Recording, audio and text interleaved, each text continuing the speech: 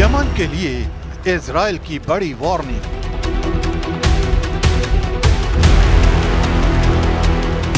Houthi संभलें, वरना अंजाम के लिए तैयार रहें।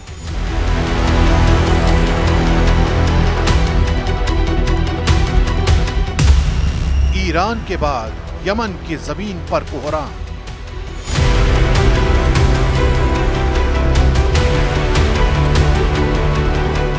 क्या जंग का नया मोर्चा खुल चुका है?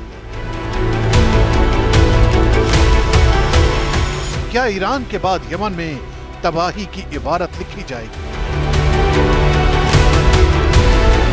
क्या हूथियों के हमले का अंजाम भयानक होने वाला है? ये सवाल इसलिए उठ रहे हैं क्योंकि हूथियों के मिसाइल हमले से इजराइल तिलमिला उठा है। भले ही इजराइल के डिफेंस सिस्टम ने सारे हमलों को नाकाम कर दिया, लेकिन इजराइल ने साफ संकेत दिए हैं कि हूथियों के खिलाफ अब सख्त एक्शन लिया जाएगा। डिफेंस मिनिस्टर इजराइल कात्स का बयान तस्दीक करता है कि तेहरान की तरह सना के भाग्य का फैसला भी इजराइल के हाथों होने वाला है।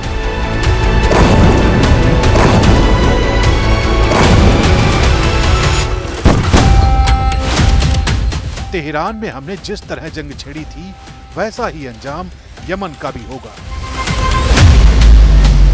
साफ है, इजराइल अब यमन के हूथी विद्रोहियों के खिलाफ एक्शन की तैयारी में है। उन्होंने ये भी कहा, जो इजराइल पर हाथ उठाएगा उसका हाथ काट दिया जाएगा।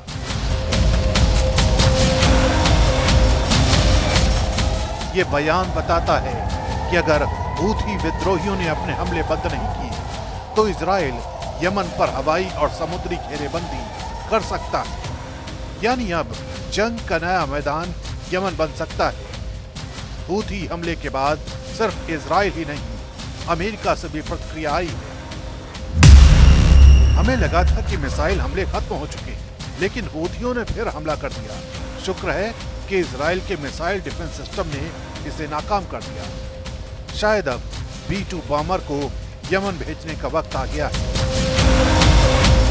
ये बयान साफ संकेत है कि अगर हूथी हमले जारी रहे तो अमेरिका और इजराइल मिलकर यमन में बड़ा सैन्य ऑपरेशन कर सकते हैं। इससे रेड सी और आसपास के इलाकों में हालात और बिगड़ सकते हैं। साथ ही यमन पर नेवल और एयर ब्लॉकेड की संभावना है। अगर ऐसा होता है तो यमन में भी विनाश की कहानी लिखी जाएगी।